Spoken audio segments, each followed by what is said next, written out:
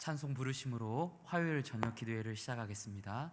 452장 찬송하시겠습니다.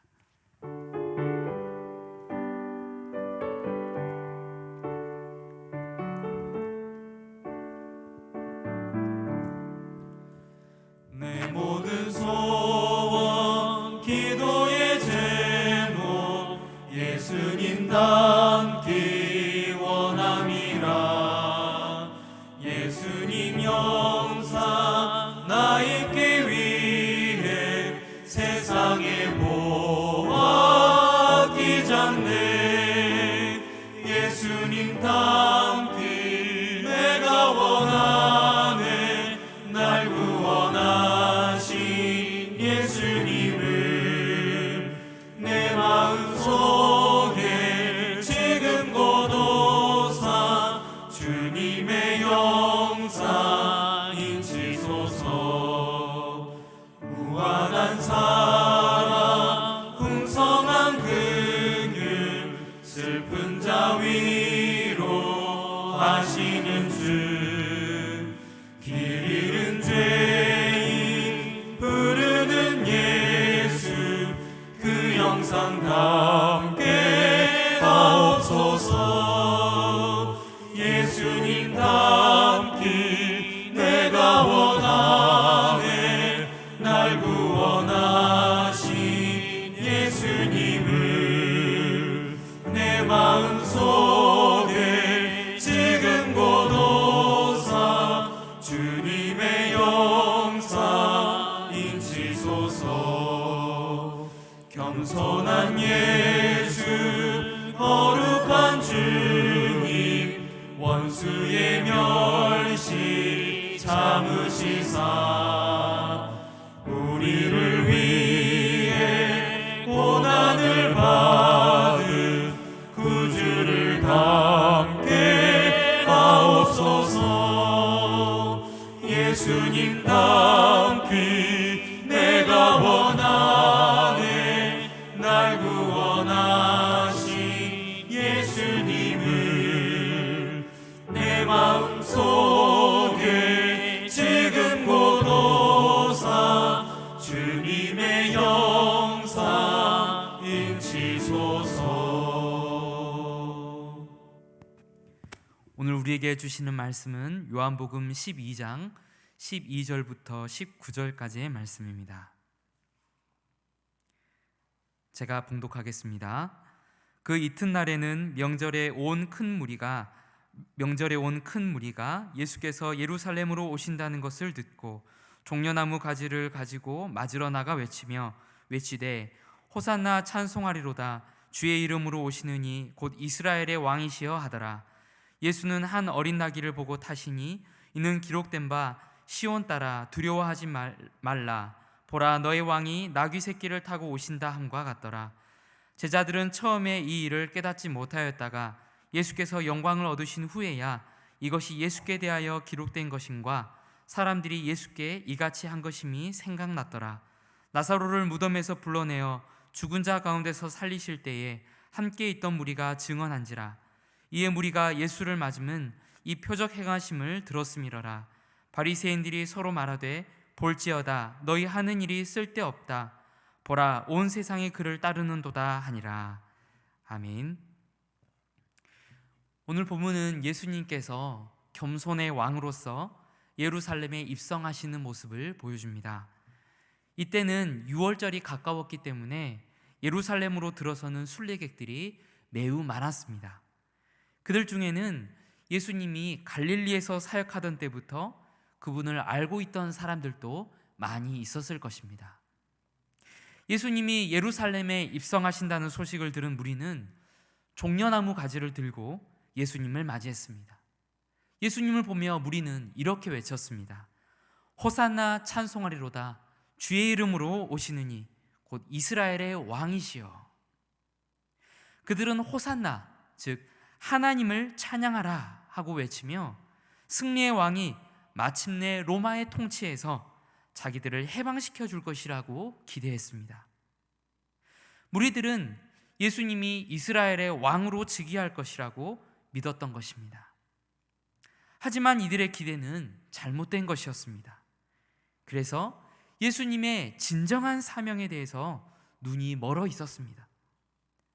나중에는 예수님이 자신들의 소망, 즉 로마로부터의 독립을 이루어주지 않을 것이라는 사실이 명백해지자 많은 사람들이 예수님을 배반하였습니다. 예수님의 입성을 환호했던 무리가 나중에는 예수님을 십자가에 못 박으라고 소리치는 무리로 돌변했다는 것은 그들이 예수님이 누구신지를 잘 못 알고 있었으며 잘못된 기대를 가지고 있었음을 보여줍니다. 그러므로 사랑하는 여러분, 예수님이 누구이신지를 바로 아는 것이 대단히 중요합니다. 또한 예수님이 주시는 복이 무엇인지를 바로 알고 바른 기대를 가지는 것이 중요합니다. 그분은 위대한 도덕 선생도 기적을 일으키는 마법사도 사회체제를 전복시키는 혁명적인 지도자도 아닙니다. 그분이 우리에게 주시는 것은 세상의 부귀영화도 건강과 명예도 아무런 질거 없는 편안한 삶도 아닙니다. 이러한 잘못된 지식과 잘못된 기대는 예수님을 평가절하하는 것입니다. 예수님은 사람들이 흔히 염원하고 기대하는 것보다 훨씬 더 크신 분이시며 일시적인 복이 아닌 영원한 복을 주시는 분이십니다. 우리는 말씀을 통하여서 예수님이 누구신지를 더욱 선명하게 알고 올바른 지식 가운데 그분을 따라가는 성도가 되어야 할 줄 믿습니다. 예루살렘 성에 들어오시는 예수님의 모습은 무리의 열렬한 환호와는 전혀 상반된 모습을 하고 있었습니다. 주님은 초라하게도 어린 나귀를 타고 계셨던 것입니다. 이것은 구약의 예언을 성취한 것이었습니다. 스가랴 선지자는 그리스도에 관하여 이렇게 예언했었습니다. 보라, 내 왕이 내게 임하시나니 그는 공의로우시며 구원을 베푸시며 겸손하여서 나귀를 타시나니 나귀의 작은 것 곧 나귀 새끼니라. 이 예언의 말씀대로 예수님은 나귀 새끼를 타고 입성하셨으며 그것은 예수님의 겸손한 성품을 보여주는 것이었습니다. 나아가 이 모습은 예수님의 성품적인 겸손뿐 아니라 사역적인 낮아지심 또한 상징적으로 보여주는 것이었습니다. 즉 주님께서는 높은 하늘 보좌를 버리시고 종의 형체를 가지시사 낮은 이 땅 가운데 내려오셨습니다. 죄인들의 친구, 창기와 세리의 친구, 병자들의 친구가 되어주셨습니다. 그리고 이제는 더욱 낮아지실 것인데 곧 죄인 중 하나로 취급을 받아서 십자가에 달리시기까지 낮아지실 것이었습니다. 하나님의 아들로서 이것보다 더 비천해질 수 있을까요? 예수님은 할 수 있는 한 최대로 자신을 낮추시며 우리 죄인들을 위하여 숭고한 희생을 감내하신 것입니다. 이렇게 자신의 생명을 주시기까지 스스로를 낮추시며 죄인들을 섬기신 주님께서는 오늘날 우리를 향하여 이렇게 말씀하고 계십니다. 무릇 자기를 높이는 자는 낮아지고 자기를 낮추는 자는 높아지리라. 누구든지 으뜸이 되고자 하는 자는 모든 사람의 종이 되어야 하리라.